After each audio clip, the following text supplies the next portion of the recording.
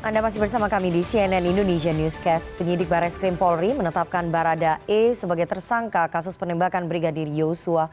Barada E dijerat pasal 338 KUHP tentang pembunuhan. Adapun pasal 55 dan 56 KUHP terkait persekongkolan dalam tindak pidana. Penyidik Polri membuka peluang penetapan tersangka lain dalam kasus penembakan Brigadir Yosua. Sementara Kadipropam nonaktif Irjen Verdi Sambo turut dimintai keterangan hari ini oleh penyidik Barreskrim Polri. Mengapa ada perbedaan kesimpulan dari aksi saling tembak-menembak menjadi pembunuhan yang dilakukan Barada E kepada Brigadir Yosua?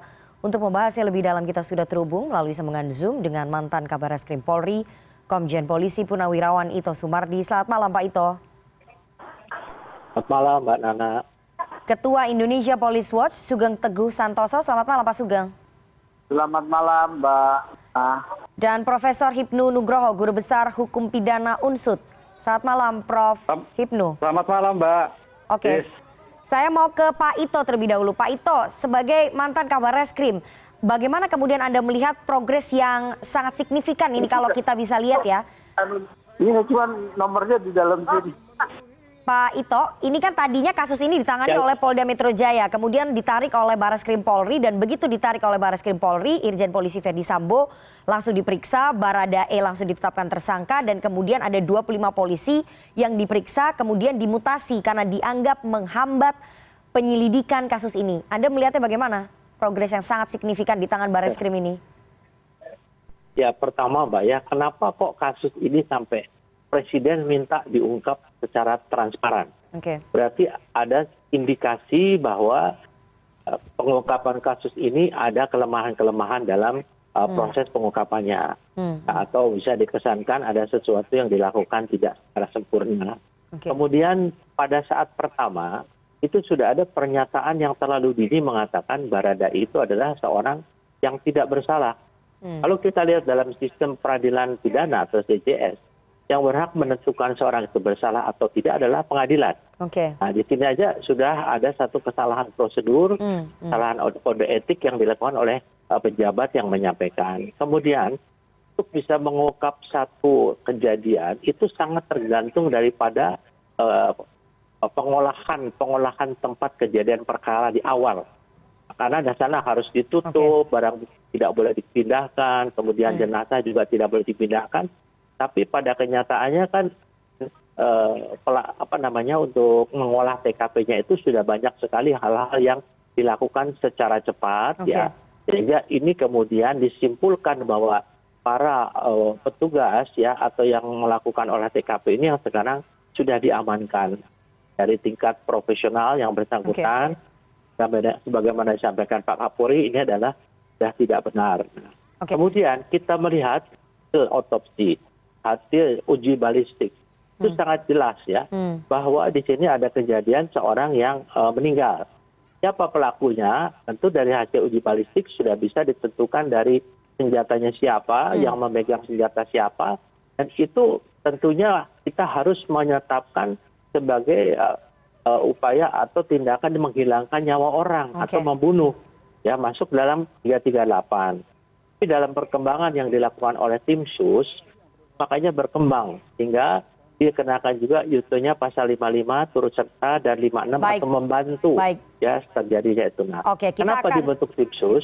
Tentunya ini adalah respon daripada Pak Kapolri adanya ketidakpercayaan masyarakat terhadap penanganan masalah ini.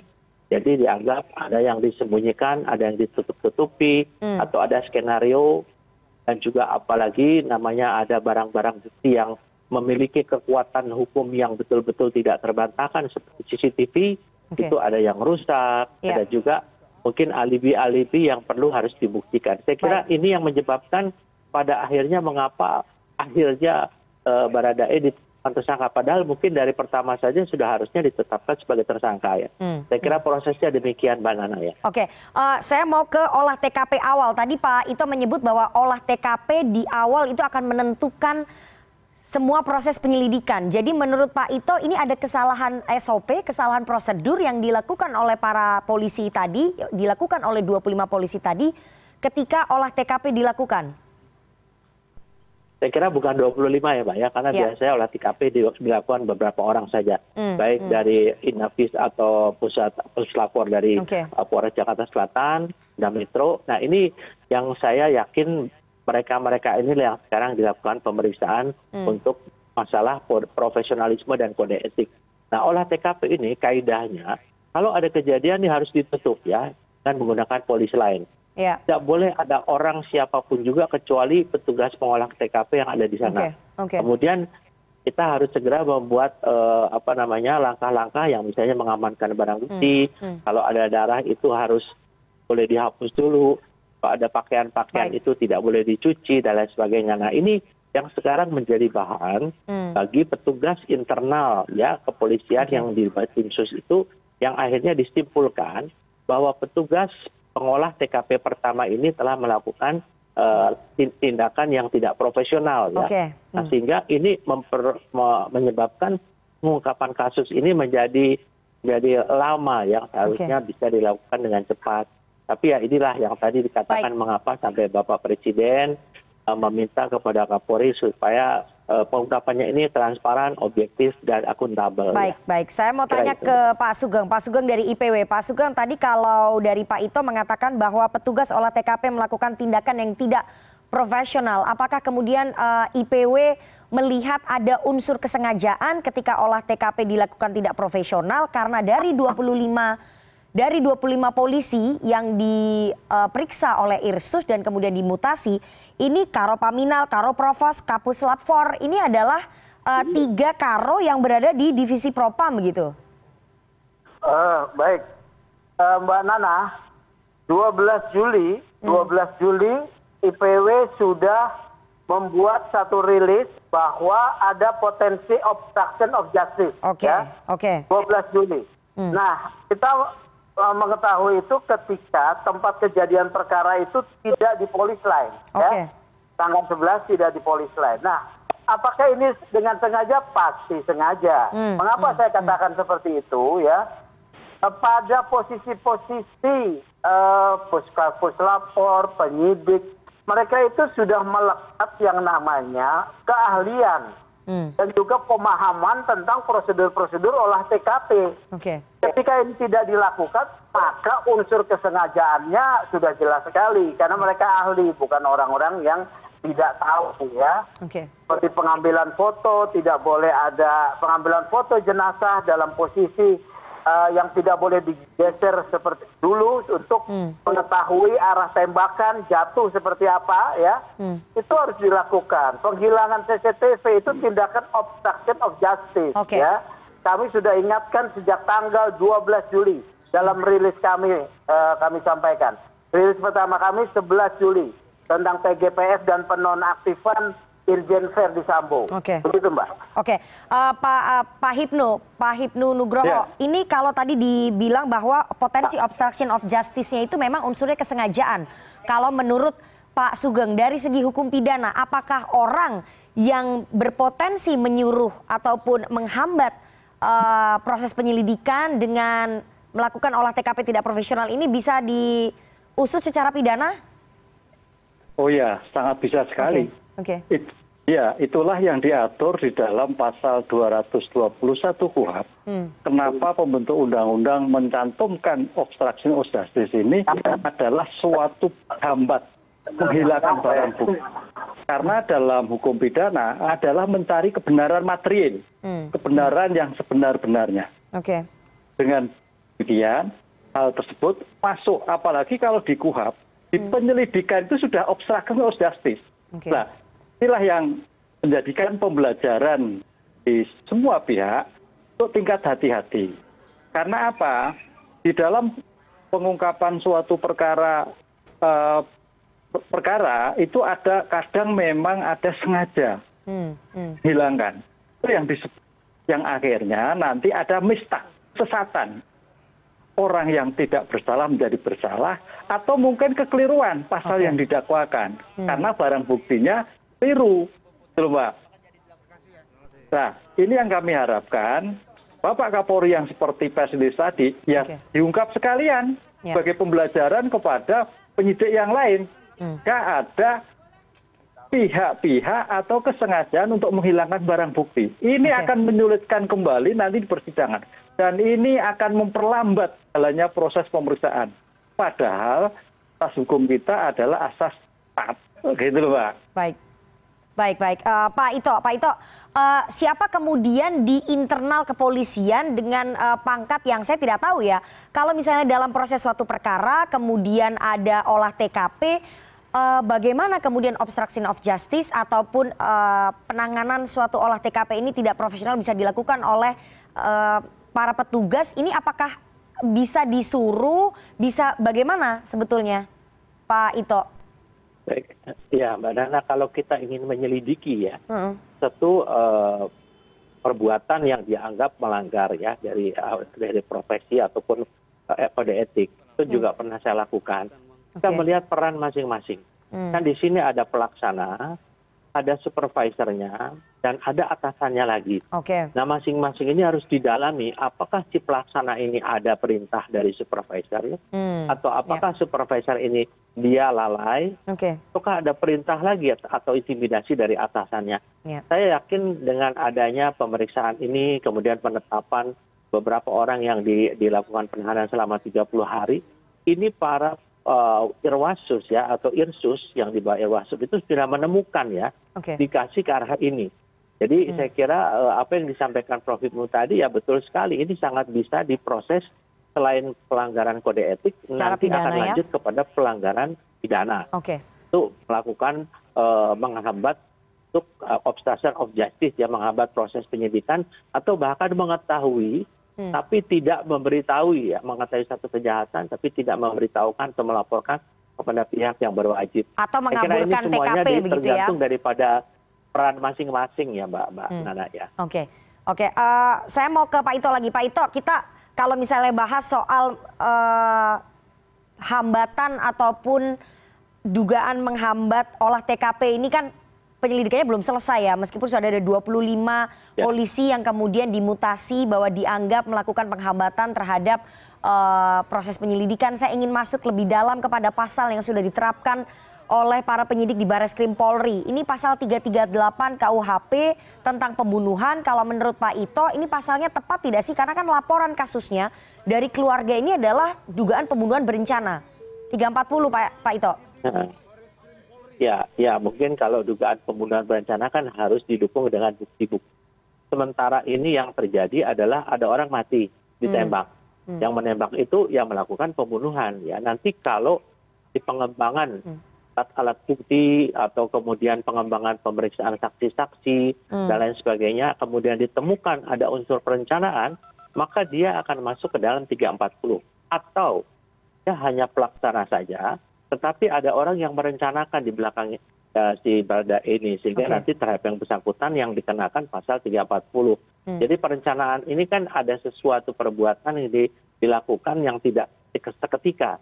Nah sementara ini adalah hasil penyidikan daripada teman-teman tim sus bahwa seketika dilakukan penembakan oleh si Barada E, sehingga yang bersangkutan mutlak dikenakan pasal 338. Kalau dalam pengembangannya nanti ada orang yang menyuruh, ada orang yang memberikan bantuan, menyiapkan alat-alat ya, tentunya ini akan berkembang lagi dengan pihak-pihak lain yang makanya dibuka di sini juntonya ya Mbak Nana. 55 dan 56 kepada si pihak Brigadir E saja, tapi juga tadi dari Dirtipidum juga sudah menyampaikan bahwa ini tidak menutup kemungkinan ada pihak-pihak lain yang akan terlibat. Nah tentu nanti hasil penyidikan. Saya kira kalau dugaan saja ya, kita tentunya kalau Polri itu harus berdasarkan hasil pemeriksaan saksi maupun hasil pengembangan alat-alat bukti yang bisa dipertanggungjawabkan secara hukum atau polisi. Prof. Ibnu, pasal 338 KUHP junto pasal 55 dan 56 menyebut turut serta atau bersekongkol memberi bantuan. Ini siapa saja yang masuk kategori memberi bantuan? Apakah yang menutupi ataupun menyembunyikan informasi, membantu mengaburkan TKP atau memberi keterangan palsu? Ini siapa saja yang masuk kategori bersekongkol ini, Prof. Ibnu, kalau dari segi hukum pidana? Iya, jadi dalam hukum pidana itu disebut teori penyertaan, naming, kan? Jadi dengan demikian nanti akan terlihat dari 25 itu menurut saya ada yang berkualifikasi suruh atau berkualifikasi turut serta atau berkualifikasi memberikan sarana, kan itu loh. Nah ini tergantung pada hasil penyidikan. Karena apa? Saat itu murni semua adalah dilakukan oleh institusi Polri. Apa? Orang-orang yang ada di dalam yang bersangkutan, kan gitulah. Profesional misconduct itu bisa juga di luar 25 tadi. Ya. Apa? Kita melihat motif. Apa motifnya sampai terjadi pembunuhan? Apa motifnya sampai menggunakan senjata? Itu Mbak. Jadi ini 25 orang itu berpotensi jadi bagian delik dan bisa yang di luar 25. Karena ini masih berkembang, makanya kita tunggu saja apa yang diputuskan oleh penyidik itu masih bersifat sementara, masih ongoing proses. Makanya dibuka pasal 55, pasal 56. Itu Mbak, itu. Oke, Prof. Hipnu, tapi kalau tadi kata Pak Ito, karena ini masih dalam proses penyelidikan begitu ya, jika nanti ditemukan bukti bisa berkembang menggunakan pasal 340, dugaan pembunuhan berencana. Artinya orang-orang yang tadi dianggap kemudian turut serta, mengaburkan, tidak memberikan keterangan, menyembunyikan, itu akan masuk ke dalam situ, ke dalam pasal 340 tadi? Bisa berpotensi? Potensi, iya berpotensi. Gitu. Berpotensi Mbak, karena itulah yang terjadi hasil pemeriksaan ternyata itulah yang berpotensi profesional misconduct. Karena profesional misconduct itu kalau sudah masalah hukum ya sudah tidak profesional misconduct lagi. Karena kan semua kasat mata sudah kelihatan. Tadi sampaikan Pak Ito, bukti-bukti pada hilang. Apakah betul hilang? Apakah semua bukti di tingkat perwira tinggi kok hilang? Ya orang umum pun bertanya-tanya. HP kok hilang? Saksi ajudan hilang. Ini suatu yang sangat janggal sekali. Ya, putusan yang disampaikan oleh Pak Kapolri tadi memberikan lampu hijau untuk membuka. Jadi pas sekali ketika penyidik menentukan pasal 380 junto 5556, sorenya Kapolri menyatakan ada 25 yang diperiksa yang kemungkinan berkaitan dengan obstruksi. Itu nyambung semua Mbak. Jadi ada satu kesatuan di situ ya?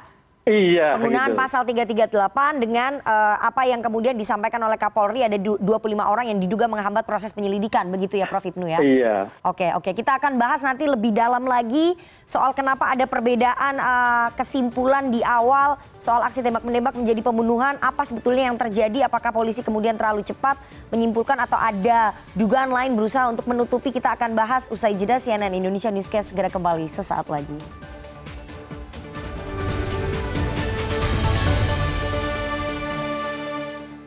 Anda masih bersama kami di CNN Indonesia Newscast dan kita akan lanjutkan perbincangan kita dengan para narasumber. Ada mantan Kabarreskrim Polri, Komjen Polisi Purnawirawan Ito Sumardi, Ketua IPW Sugeng Teguh Santoso, dan juga ada Profesor Hipnu Nugroho, Guru Besar Hukum Pidana UNSUD. Saya mau ke Pak Sugeng terlebih dahulu. Pak Sugeng, tadi dikatakan sudah tepat ya oleh Pak Ito dan juga Prof. Hipnu penggunaan pasal 338 KUHP. Tapi saya ingin tanya, apakah penggunaan pasal 338 KUHP ini sekaligus membantah apa yang dikatakan oleh polisi sejak awal bahwa ini aksi tembak-menembak, tapi ternyata diralat dan penggunaan pasal 338 ini tentang pembunuhan. Jadi pernyataan polisi di awal ini dibantah sendiri oleh polisi. Halo. Ya, silakan Pak Sugeng. Halo, Pak Ana, kedengaran ya? Silakan Pak Sugeng. Ya, pasal 338 sementara ini dikenakan karena memang ada orang yang mati karena tembakan, ya, orang yang mati karena tembakan. Itu yang pertama. Dan ada yang dapat dimintakan pertanggungjawaban sementara ini Baradae. Tetapi yang menarik adalah bahwa penyidik menempelkan pasal 338 dijungtokan dengan pasal 55 dan 56. Artinya ada yang turut serta dan juga ada yang dugaan membantu. Artinya tidak sendiri. Ini harus dibedakan ya. Tidak sendiri berarti ada orang lain yang terlibat di dalam pembunuhan. Nah, siapa itu? Ini berbeda dengan yang 25 orang. Kalau menurut saya berbeda pendapat dengan Profesor Hipnu ya. ini berbeda dengan yang 25 orang karena 25 orang itu terkena pelanggaran unprofessional conduct dalam bentuk obstruction of justice. Ini berbeda ya. Bahwa kalau di antara mereka ada yang juga terkena pasal 338, itu artinya ada dua tindakan terhadap dirinya ya yang terlibat.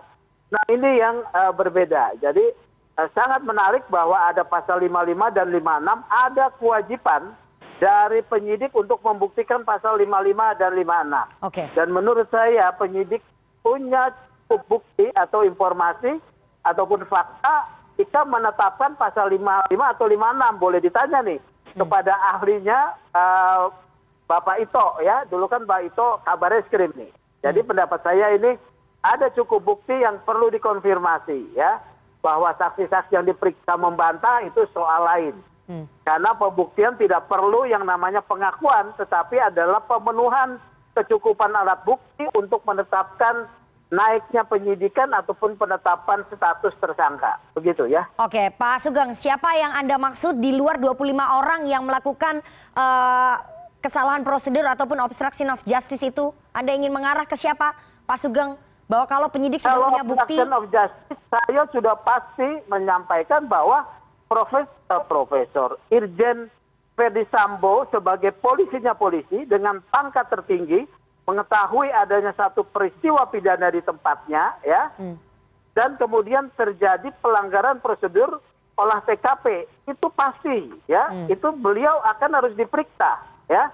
Kalau beliau terkait dengan obstruction of justice ini, unprofessional conduct, beliau tidak hanya dinonaktifkan tetapi harus copot ya.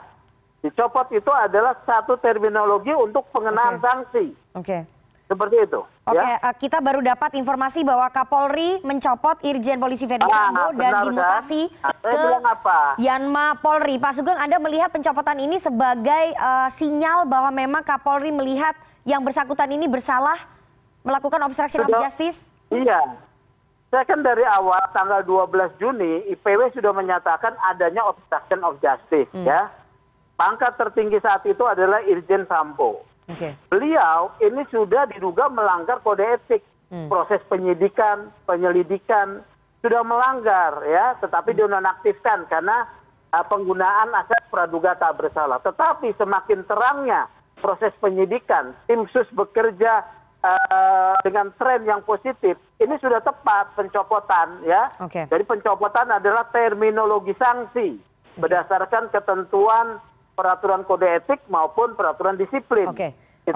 Saya mau ke Pak Ito. Pak Ito, pencopotan adalah terminologi sanksi. Kalau menurut Pak Sugeng tadi, apakah kemudian Kapolri merasa bahwa ini memang harus dicopot Irjen Polisi Verdi Sambo karena ia melakukan kesalahan ataupun pelanggaran prosedur? Memang seperti itu, sanksinya pencopotan langsung karena memang terbukti. Ya, saya kira Mbak Nana ya, ini sangat berlaku, sangat lazim ya di lingkungan institusi kepolisian. Kalau ada seseorang yang indikasi ya, nanti kita tidak mengatakan yang bersangkutan bersalah karena harus melalui proses kode etik ya. Maka sementara ini agar dia tidak mempengaruhi pemeriksaan, karena memang jabatan beliau itu kan yang bisa mempengaruhi pemeriksaan kan, polisinya polisi lah kata Pak Sugeng. Maka yang bersangkutan harus diberikan tindakan ini. Kalau namanya pencopotan ini tindakan disiplin ya, disiplin berupa penempatan di tempat yang tidak strategis. Kemudian ada yang mungkin Prof bisa nanti bisa memberikan pendapat bahwa menurut saya juga ada pasal 164 dan 165 KUHP yang akan bisa dikenakan kepada orang-orang di sana. Di sana disebutkan bahwa orang yang mengetahui ya atau mengetahui satu peristiwa pidana, tapi dia tidak memberitahukan kepada pihak kepolisian atau pada penegak hukum lainnya, maka dia bisa ancam pidana. Jadi nanti di sini orang-orang tertentu tentunya akan didalami apakah dia mengetahui tapi dia diam saja. Maka yang bersangkutan bisa dikenakan pasal 164, 165 ya, meskipun dia tidak mungkin tidak dikategorikan dalam pasal 55 dan 56. Nah, kembali yang disampaikan Pak Sugeng, Pak Kapolri sudah tegas bahwa sekarang pada Irjen Verdi Sambo karena memang terkait dengan beliau di rumah beliau ya, keluarga beliau, kemudian pembantu-pembantu beliau, tentunya ini harus diposisikan kepada jabatan yang tidak strategis ya, sehingga tidak ada hambatan psikologis daripada anggota untuk memeriksa beliau. Saya kira ini mungkin Mbak Nana ya. Oke, saya mau ke Prof. Hipnu. Prof. Hipnu, pasal 164 dan 165 KUHP yang tadi disebutkan oleh Pak Ito, bahwa kalau misalnya mengetahui begitu ya, itu akan menjadi masuk ataupun terjerat dalam pasal 164 dan pasal 165 KUHP. Apakah kemudian Irjen Polisi Verdi Sambo bisa terjerat dengan pasal itu? Ya, makanya ini kan istilahnya kalau dalam hukum itu delik pembiaran. Oke. Jadi ada upaya pembiaran di sini yang dilakukan oleh Verdi Sambo. Pertanyaannya apakah ada pembiaran atau tidak? Tapi kan Pak itu betul, makanya di sini dalam pengungkapan kasus ini rupanya kok malah berkembang timbul kasus-kasus baru. Itu yang sangat prihatinkan. Ada obstruction of justice, kemudian ada satu naf pembiaran, kemudian berkembang lagi ada suatu perencanaan, kan gitu kan? Ini yang kita khawatirkan. Oleh karena itu, penyidik Barreskrim seobjektif mungkin sudah melakukan. Dan ini betul sekali. Makanya saya katakan tadi, 25 yang terkait dengan pemeriksaan 24, itu bisa berpotensi sekali. Karena ini suatu kejahatan yang dilakukan lingkungan institusi. Institusi yang bergaris komando lagi kan itu. Nah, itu potensi arah ke sana sangat mungkin kan itu loh, dari 25 itu. Bisa dari dalam, bisa dari luar. Yang dari luar masih berkembang. Makanya penentuan 80, kemudian 55 masih berkembang. Apakah nanti ketika 40 bisa jadi. Ini masih ongoing proses. Jadi suatu permasalahan penemuan pasal itu akan berhenti kalau nanti sudah P21. Ini yang kita tunggu ya. Tunggu apa yang dilakukan oleh Kapolri yang sudah terang begitu. Dan yang terlibat tadi petik adalah orang-orang bintang, kan itu kan sudah rakyat itu melihatnya, wah bintangnya aja kena 3 yang diperiksa, busnya aja ada berapa. Alhamdulillah ini kan suatu hal yang sangat tanda petik istimewa penanganan suatu perkara, bukan perkara biasa-biasa, tapi perkara yang tanda petik luar biasa yang menyangkut seperti Pak itu tadi dilakukan oleh polisi, berbanyak oleh polisi, di rumah polisi yang melibatkan tokoh polisi. Nah, inilah yang harus betul steril, equality before the law, semua keadaan sama. Saya mau ke Pak Sugeng. Pak Sugeng, sebelumnya Anda mengatakan bahwa ada kemungkinan Irjen Verdi Sambo menjadi tersangka. Kesimpulan ini dari mana? Apakah ada tadi pembiaran ataupun delik pembiaran yang terlihat di sini sehingga Anda bisa mengambil kesimpulan itu, Pak Sugeng? Saya menyatakan dikaitkan dengan analisis pasal 55 dan 56. Pasal Jadi bukan 55 dan ya? 56 artinya ada yang turut serta atau yang membantu atau menyediakan sarana atau memerintahkan. Ya. Nah, dengan catatan ya apabila terdapat cukup bukti dari penyidik. Kalau penyidik menemukan cukup bukti, ada pemberian perintah ataupun turut serta, ya harus dikenakan status tersangka pasal 338. Tidak perlu ragu karena memang equality before the law ya. Seperti itu ya. Mengapa kasus ini ditutup-tutupi dari awal? Apakah hanya untuk melindungi seorang Baradae ataupun anak buahnya yang ajudan-ajudan? Ya. Kan tidak perlu ditutup-tutupi kalau memang tidak ada kepentingan dalam posisi yang high profile untuk dilindungi. Itu pendapat saya. Pak Ito, ada kepentingan untuk melindungi seseorang yang high profile. Anda melihat bahwa ini politik di internal Polri terjadi tarik-menarik untuk melindungi orang yang high profile di situ? Saya menyambung tadi apa yang disampaikan oleh Pak Sugeng. Saya mungkin tidak dalam kapasitas menilai ya Mbak. Ada tarik-menarik dong. Ada tarik-menarik nggak Pak Ito di internal? Kalau saya kira itu sangat subjektif dan kita juga tidak tahu apa yang terjadi di dalam institusi Polri karena saya berada di luar Polri. Tapi yang saya sampaikan tadi, dari 25 orang yang diperiksa yang mengolah TKP, kemudian yang melakukan proses forensik, mungkin ada kelemahan-kelemahan ataupun sengaja ya, seperti yang menghilangkan barang bukti ya, bukan selain obstruction of justice, yang bersangkutan juga kalau mengetahui ada satu kejadian tidak melaporkan, ya berarti itu bisa dikenakan pasal 164, 165. Tadi betul yang disampaikan oleh Prof bahwa masih berkembang terus ya, sehingga sekarang diberikan kanalnya, diberikan tempatnya di 55 dan 56. Dan tidak menutup kemungkinan ini akan berkembang menjadi 340, 464, 165, ataupun ada pasal-pasal lain. Saya kira memang publik perlu bersabar.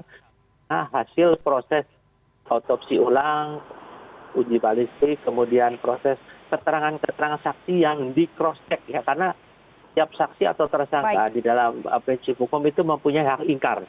Jadi dia boleh saja namanya berbohong, tapi kalau sudah di cross check maka nanti akan bisa diambil kesimpulan ya, karena kalau dia melakukan ingkar daripada pemeriksaan itu berbohong, tentunya ini juga ada sanksi pidananya juga. Saya kira mungkin itu, jadi lebih baik kalau untuk masalah dalam ini ada tarik kepentingan. Saya sementara ini tidak dalam kapasitas menilai karena yang mengetahui masalah itu adalah di dalam internal Polri sendiri ya Mbak Nana. Oke. Meskipun itu yang mengetahui di dalam internal Polri, tapi saya yakin Anda juga mendengar, tapi Anda tidak mau mengungkapkan. Nggak apa-apa Pak Ito, nanti saya akan tanya sama yang lain, tapi kita harus jeda terlebih dahulu. Jangan kemana-mana, CNN Indonesia Newscast segera kembali sesaat lagi.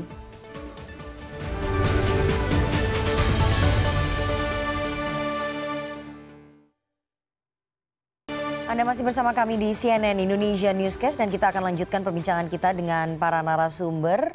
Saya mau ke Pak Sugeng lagi. Pak Sugeng, kalau tadi Pak Ito tidak mau menjawab pertanyaan saya ya, soal adanya tarik-menarik kepentingan begitu ya di internal Polri. Tapi kalau misalnya Anda melihat apakah kemudian memang ada tarik-menarik kepentingan di internal Polri untuk melindungi seseorang yang high profile? Politik di internal Polri ini di dalam sangat kencang sekali nggak sih Pak? Begini Mbak ya. Pada peristiwa pertama alamiah ya, sangat alamiah, dan alamiah seseorang itu kemudian mau memproteksi diri ya, walaupun dia pejabat tinggi, pejabat utama Polri, dia ingin memproteksi diri, tetapi kemudian langkah yang dilakukan diduga melanggar hukum, baik kode etik, disiplin maupun peraturan hukum positif pidana. Nah ini yang kelirunya ya. Memproteksi diri kemudian melakukan tindakan-tindakan yang terjadi adalah unprofessional conduct. Itu belum terjadi tarik-menarik kepentingan, belum. Ya. Ketika diumumkan tanggal 11 Juli, ya, itu ada mulai kejanggalan. Menurut saya di sanalah kemudian ya insan internal Polri juga saling melihat ya. Karena kita tahu juga ada kepentingan-kepentingan ya terjadi seperti ini sekarang. TGPF ini kan yang diusulkan pada tanggal 11 Juli oleh IPW dan juga penonaktifan ya. Jadi untuk melakukan atau melancarkan proses pemeriksaan. Kalau tarik menarik kepentingan itu satu penilaian yang umum sajalah. Yang penting proses pengungkapan kasus ini menggunakan cara yang prosedural, taat hukum, kemudian profesional. Ya. Pak Sugeng.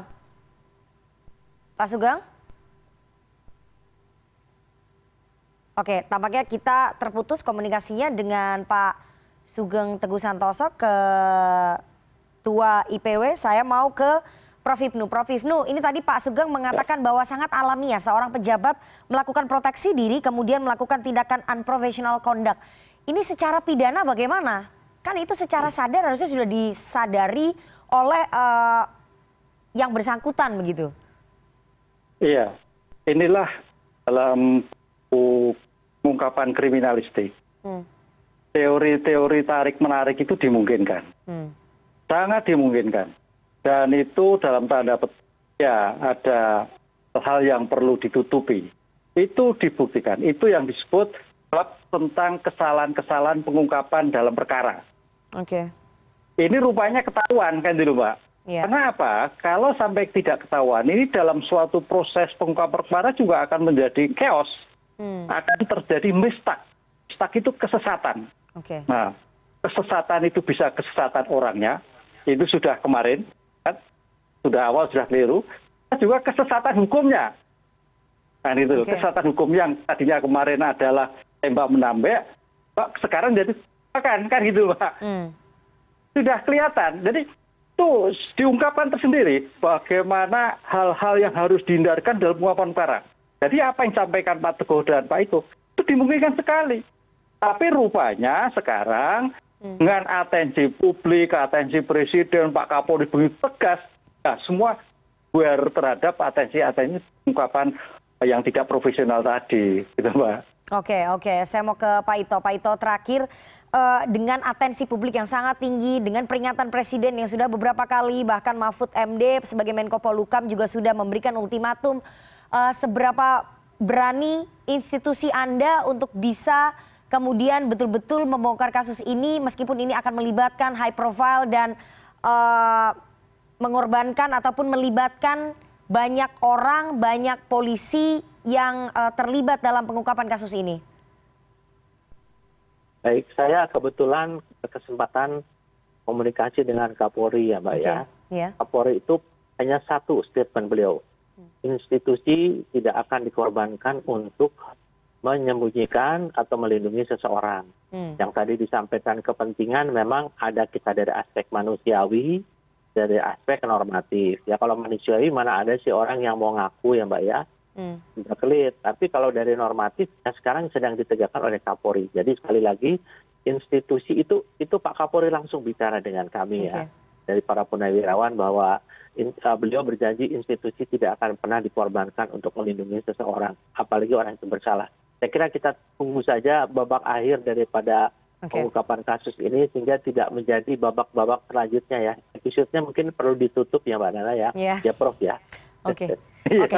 Itu harapannya Pak Ito ya sebagai purnawirawan Polri. Saya mau ke Pak Sugeng terakhir. Pak Sugeng, institusi tidak akan dikorbankan untuk melindungi seseorang. Itu tadi pernyataan Kapolri kepada para purnawirawan jenderal polisi. Salah satunya kepada Pak Ito Sumardi. Menurut Anda apakah artinya meskipun posisi Verdi Sambo sangat strategis sebelumnya sebagai Kadipropam memegang banyak kunci mungkin ya di internal kepolisian, Polri akan berani kalau memang yang bersangkutan ini terbukti bersalah ataupun melanggar?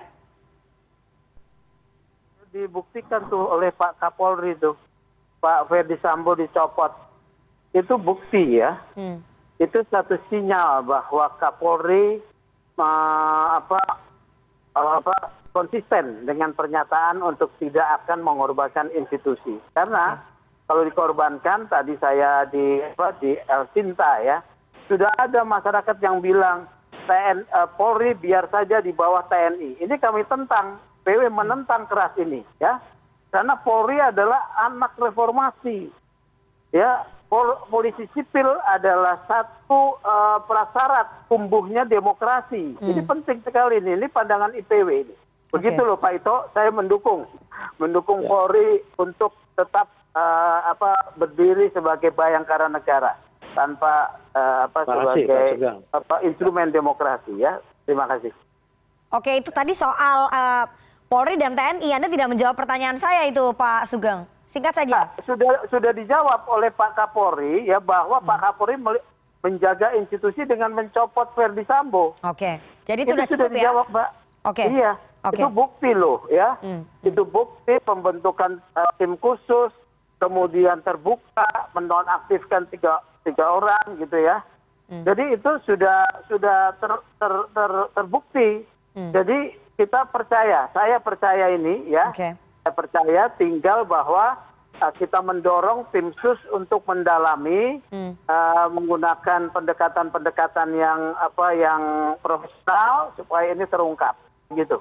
Baik, kita tunggu nanti bagaimana ujungnya hasil penyidikan dari kasus penembakan Brigadir Yosua. Apakah Polri betul-betul menepati janjinya untuk membongkar secara transparan penanganan kasus ini dan tidak menutupi siapapun termasuk yang posisinya high profile ataupun low profile dalam kasus ini, semuanya equality before the law. Semuanya memiliki posisi yang sama di mata hukum. Terima kasih sekali para narasumber yang sudah bergabung pada malam hari ini. Ada mantan Kabar Reskrim Polri, Komjen Polisi Purnawirawan Ito Sumardi, kemudian Ketua IPW Sugeng Teguh Santoso dan Profesor Hipnu Nugroho, Guru Besar Hukum Pidana Unsud. Sehat selalu Bapak-bapak.